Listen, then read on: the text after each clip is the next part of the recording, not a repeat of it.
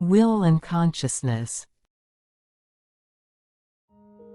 Why man is to think and what it means are when one expresses one's actions or existence, the prelude of the words yet unuttered, and is ejected by the combination of the thought of the invisible body, the spirit and the Haku. It is the situation where it urges the action or the conduct that are not yet actualized. Without the concrete will or the consciousness, man sometimes acts involuntarily. Though it becomes like an ordinary way of man to take an action, it is naturally the formation of one's will under the control of one's spirit. The gods have taken into consideration even the trifles in an ordinary life for the construction of the organism of man. The gods have made their own wills and figures the exemplar to create man and provided a part of their spirit. The gods have made the organism of man as the god. Man must always try to keep one's own original state and not to throw it in the disorder and not to make it dirtied or contaminated. That is how man can keep oneself a clean state. Whatever the circumstances or the hardships man meets, one must overcome them by means that one promotes and improves one's spirit, and will unconditionally by looking back one's original inborn nature. Because man must always try to build the basis of one's life, the earnestness of one's will in the natural life becomes healthily, and it will make spirits work healthy and make the original power of man easier to enforce. From here the special characteristics of man starts to work. Man cannot exist dualistically. And man does not need to contest. Man just thank one's existence. Try to keep one's will detailedly healthy will make one's spiritual body that covers the flesh body healthy too. Man utters a word through the flesh body. Man has experienced a time when one does not have the flesh body.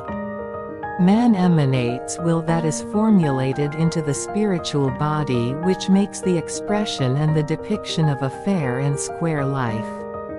It represents the four-dimensional God spiritual world one's will freely communicates that stays over the upper atmosphere.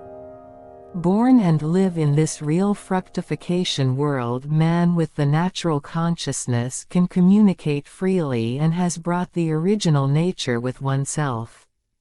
There is no living thing that cannot communicate in this nature, as it is created and prepared by the gods. All the creation in this world is alive and does exist. There are no living creatures that have not brought karma in their birth and are not nurtured with them. All in the nature can emanate its will and can receive it from the others. Namely, it can add others' will to its own. Man, the gods and the nature are connected freely by their own will. This actual world of the fructification is not another world separated from the four, the five and the six-dimensional world. It is the world where the gods' will and thoughts are embodied. Namely, it is the house of the universe in which the whole is intensified. The gods in every dimension orderly work on the general operation of the universe. It is the end of the time cycle, namely the creation, the freewheeling, the limitation, the reunification. Now the end of time has come to realize the gods' will to restore this actual world. Time of the reunification is going to complete. For this important transition, because of the gods' plan, a new substance is released and piled up on every man on the ground and in the universe. It has been provided to strengthen the power of man. Man is now placed in the situation where one can be conscious of one's original spirit and build oneself up easily. Man needs to know how it is important for man to connect with the others through one's spirit, will or consciousness, who have not only the flesh body but also the spiritual body.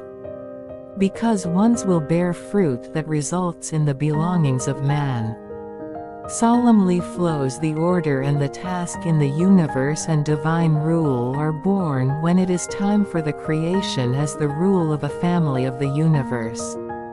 All the creations as long as they live must abide by the rule of a family of the universe. Anyone who violates it will harm oneself and the others and one's surroundings too. The heaven, the nature, and man themselves once have forgotten the original nature made in the beginning and have distorted it ultimately to harm themselves.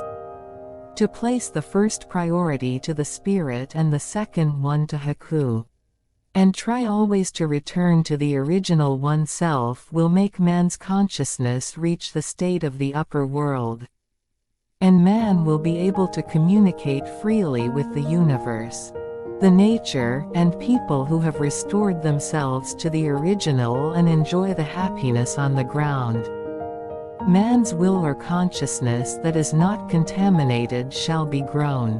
Man and the gods can freely emanate their will and exhibit their own power, but simultaneously they happen to bring both the good and the bad results. Man's will or consciousness in one's heart are invisible in this world, but if they are looked from the upper world they are crystal clearly visible. The clearer one's will and consciousness, the more they actualize and get the fructification. Naturally, the process has been organized.